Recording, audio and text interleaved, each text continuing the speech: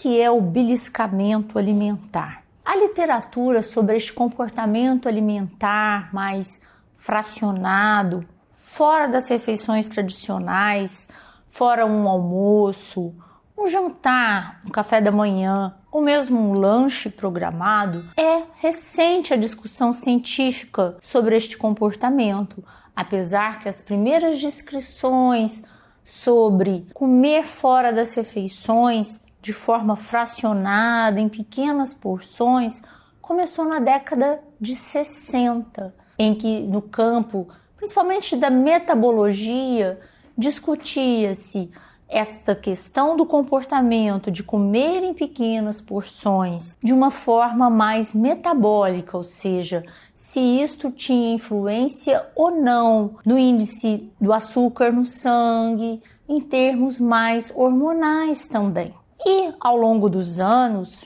posteriormente, já na década de 80, alguns estudos epidemiológicos começaram a trazer o beliscamento como algo de um comportamento social, uma descrição que foi feita em adolescentes escoceses. E agora, ao longo do processo da década de 90, de 2000, com o advento da cirurgia bariátrica, o beliscamento ele foi alçando um campo maior dentro da ciência do comportamento alimentar. E o porquê disso? Porque durante o processo, principalmente depois do processo da cirurgia bariátrica, as pessoas têm uma restrição da sua capacidade, do volume gástrico. E isto determina que elas fracionem a quantidade do que elas comem. E neste sentido, o beliscamento ele passa a ser um comportamento que ele precisa ser olhado com mais cuidado. Porque se formos olhar para a população geral, todos nós, em alguns momentos, beliscamos. E quando este comportamento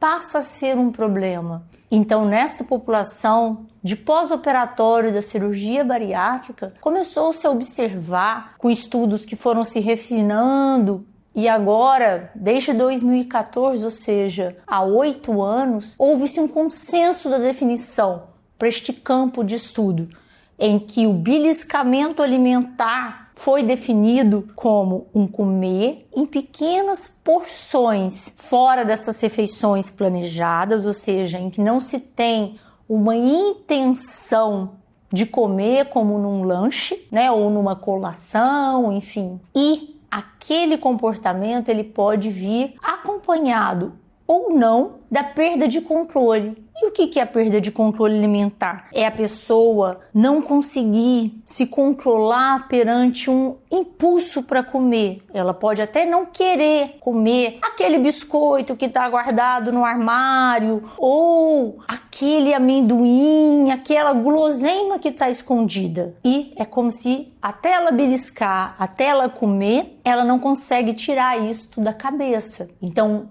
a perda de controle é não controlar este ímpeto ou mesmo após começar, não conseguir parar. Então, o beliscamento ele pode vir com ou sem perda de controle. E agora, na literatura mais recente, em especial agora nos últimos 3 anos, tivemos evidências que o beliscamento alimentar no período pós-cirúrgico da cirurgia bariátrica, ele pode estar associado com o maior reganho de peso pós-cirúrgico, ou seja, pacientes que têm este perfil de comportamento, eles podem, após ter tido uma perda, satisfatória de peso, evoluírem com aumento do seu peso e também refinando-se esse padrão de comportamento com estudos, com marcadores de comportamento. Este padrão de comportamento pode estar mais associado com uma maior impulsividade, ou seja, não se controlar perante alguns comportamentos ou não realizar um planejamento adequado, e mesmo com quadros de a pessoa sentir mais tristeza, sintomas de depressão. Então, é uma área científica de avanço em que o beliscamento qualquer um pode ter e não necessariamente é um marcador de adoecimento na relação com a comida, mas quando isso se torna uma constante na rotina, ou mesmo a pessoa passa a ter um sofrimento relacionado àquilo, ou mesmo aquilo passa a impactar no seu peso de forma significativa, é um ponto de elemento para se ter atenção. Se não tem algum outro quadro emocional, como ansiedade, depressão, que está ali influenciando neste tipo de padrão alimentar. Então vemos que a relação com a comida ela tem várias nuances que não necessariamente são adoecidas, mas que, se elas se repetem, se vão causando problemas naquele controle do peso da pessoa, na sua rotina, a gente precisa examinar com muito cuidado. Obrigada.